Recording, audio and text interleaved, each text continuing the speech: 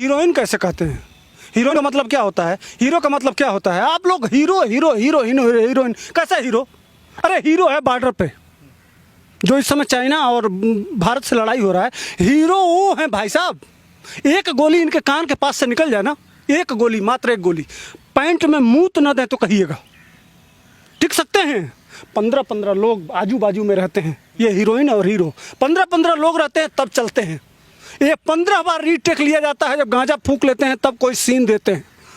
हमारे गली में हमारे नाच वाले हैं ना, नाच वाले गांव में, इनसे बेस्ट प्रोग्राम उनको रीटेक नहीं दिया जाता है, कोई मौका नहीं दिया जाता है।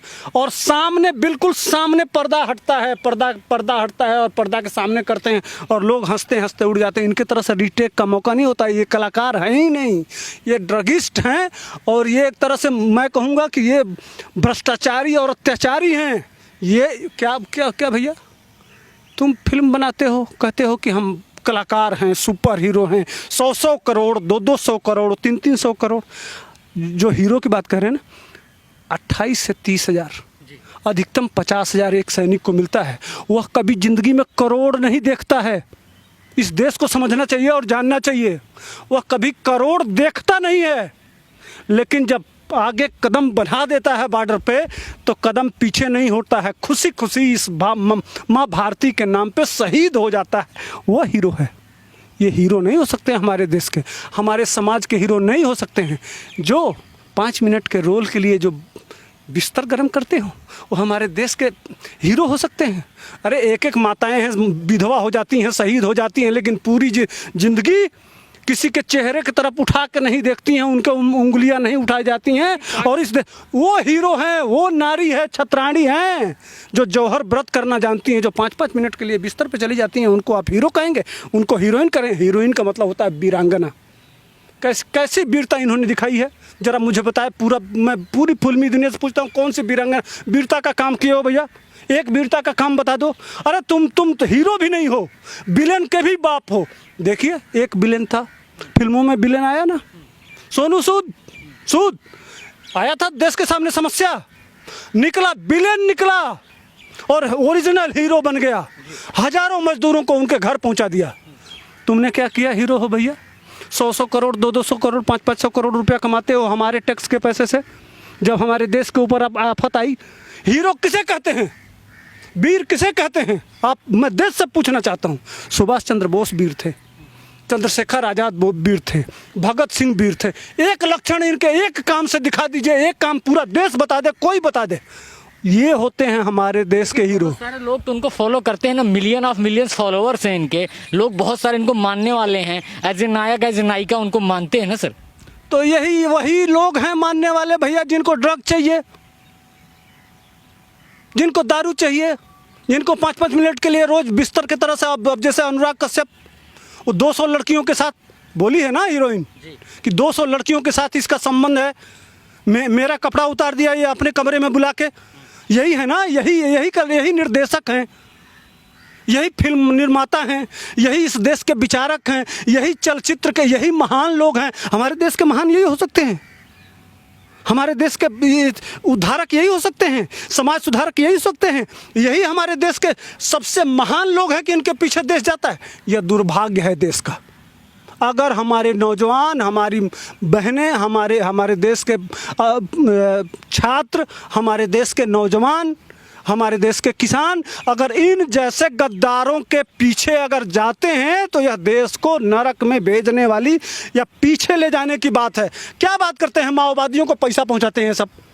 मैं आज खुले चैलेंज करता हूं, अनुराग कश्यप सारे जितने ये डायरेक्टर हैं, हर महीने कम से कम 20 से 25 करोड़ इकट्ठा करता है रुपया, और ये कहाँ पहुंचाता है?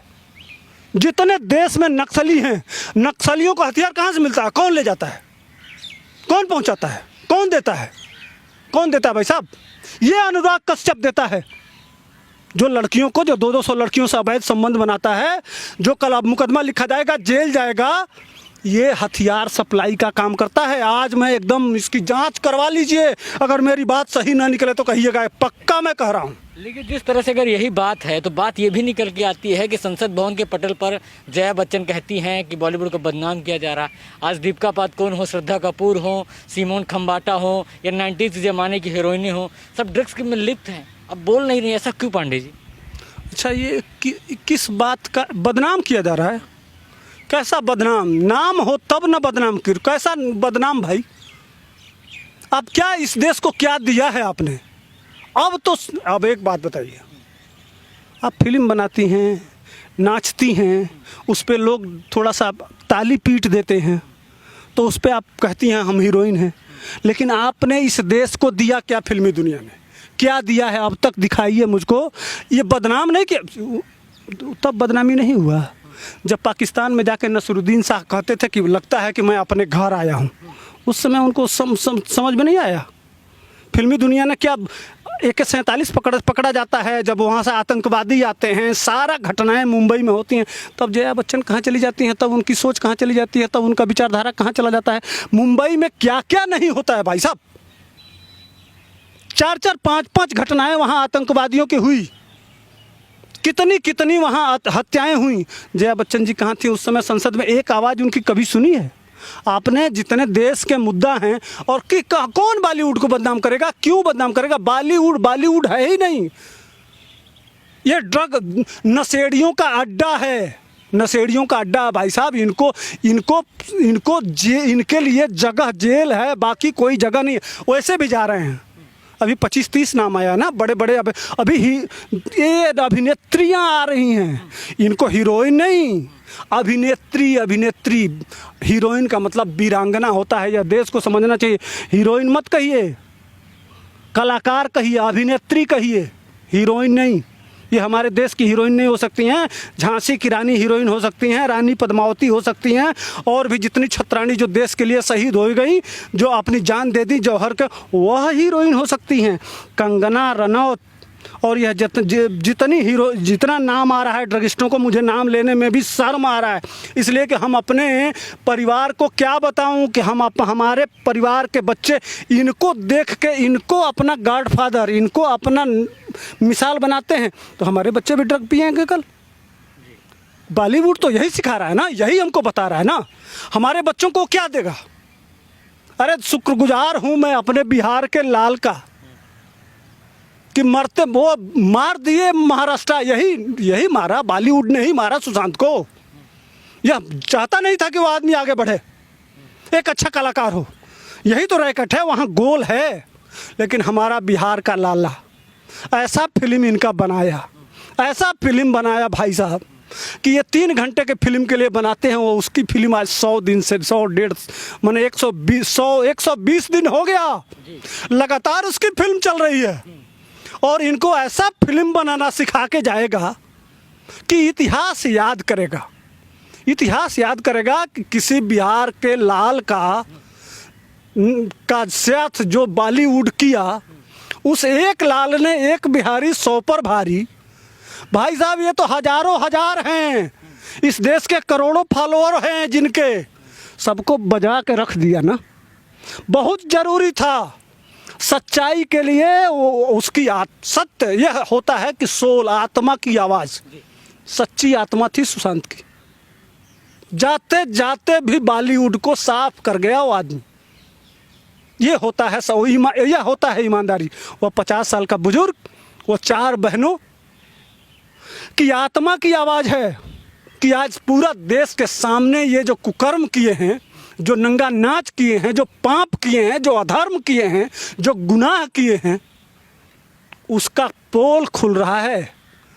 ये मेकअप कर लेती है ना तो डिजाइन में बन जाती हैं, कभी भूत बन जाती हैं, कभी कुछ बन जाती हैं, कभी कुछ बन जाती हैं, फिर बाद में मेकअप किया जाता है तो इनकी सच्चाई खुल के आती है।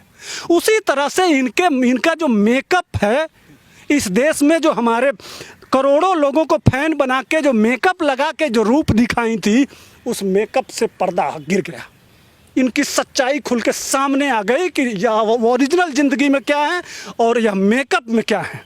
यह हमारे सामने, हमारे बच्चे कल इनके नाम पे थूकेंगे, इनको याद नहीं करेंगे। और यह जब जेल जाएंगे तब ये एहसास होगा कि इस देश के साथ क्या करना चाहिए, हमको क्या रहना चाहिए, और वास्तविक ज़िंदगी भी उसी तरह का होना चाहिए जिस तरह से पर्दे पे हो।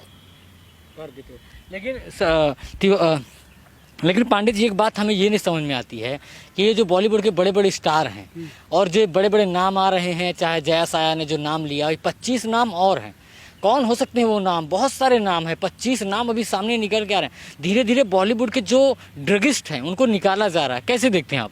अरे अभी तो शुरुआत, अभी तो अंगड़ाई है, आगे बहुत लड़ाई है। अभी तो पूरा बॉलीवुड जाएगा। क्यों भाग रहे हो भाई देश छोड़ के? क्यों मौका मांग रहे हो? करिश्मा आज एक दिन मौका मांगी है अपने वकील को भेज के कि एक दिन का मौका दिया जाए। कंगना रनौत मौका मांग रही हैं, सारे लोग। अभी रणबीर कपूर, रणबीर सिंह, जितने बड़े बड़े ये जितने चड्ढी चड्ढा गैंग हैं, जितने ये रैकेट है बड़े बड़े, करोड़ों करोड़ों रुपया के PR कंपनी पे इनके प्रचार में, इनके प्रमोशन में PR कंपनियां करोड़ों करोड़ों रुपया लगाती हैं इनके नाम के आगे। लगवाओ आप, बुलाओ, देखो PR कंपनी क्या किस तरह से बचाती है। लगी है ना, ठोक दिया, इतना बड़ा बांस डाल दिया है। इनके विशेष स्थान में ऐसा करना चाहिए कि याद करें कि हाँ, हमारे जिस तरह से पूरे देश में, भाई साहब, हमारे गांव में एक पियक्कड़ निकल जाता है तो पूरा गांव उससे बोलता नहीं है, और ये ड्रग की तो बात ही नहीं है।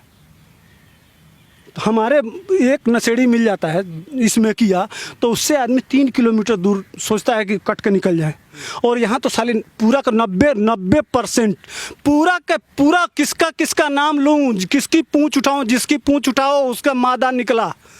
पूरी कुएं में ही भांग पड़ी हुई है। किसको किसको बोलेंगे, क्या क्या नाम लूँ, कैसे छांटूँ, पता नहीं कौन बचेगा और कौन आएगा और कौन जाएगा। जिस हिसाब से चल रहा है मामला और जिस तरह से बढ़ रहा है, हम बहुत पहले वीडियो में आप ही के चैनल के माध्यम से बताए थे कि देखिएगा आने वाले दिनों में लगभग 90, और कंगना रनौत ने भी कहा था कि 90% बॉलीवुड ड्रग लेता है। तो तुम जो भी करते हो ड्रग लेके करते हो, अभिनय करते हो, तो तुम्हारे अंदर टैलेंट कहाँ रहा? तुम जो करते हो ड्रग लेके, वह अभिनय थोड़े कहा जाएगा। वो तो नशे का अंदाज बोलेगा ना, नशा बोल रहा है ना। जो तुम कर रहे हो वो नशा के वजह से हो रहा है। तुम्हारे अंदर कोई अभिनय तो अभिनय होता है। वो नशा लेके थोड़े अभिनय करेगा। नशे के हालत में तो भाई एक पियक्कड़ आता है, 200 गालियाँ देता है लोगों को। कभी वो रोता है, कभी हंसता है, कभी चलता है, लेकिन उसको किस नज़र से देखते हैं, समाज किस नज़र से देखता है, लोग किस तरह, जाने दो साला पियक्कड़ है, यही कहते हैं, दूर हट जाते हैं। इनके साथ वही होना चाहिए और इसी तरह की कार्रवाई होनी चाहिए। खैर, धन्यवाद है इस 130 करोड़ के लोगों को कि इतना बढ़िया से धुलाई कर रहे हैं। जिस तरह से यह समाज में माहौल बनाए थे, जितना ये बिल्कुल शीशे की तरह से दिखाई देता था, कितना सुंदर बॉलीवुड। और कह रही थी कि 1 लाख करोड़, ये जया बच्चन कह रही थी कि 1 लाख करोड़ लोगों को रोज़गार देते हैं। भैया कौन सा रोज़गार देते हो? ड्रग का रोज़गार, धंधा करते हो ड्रग का।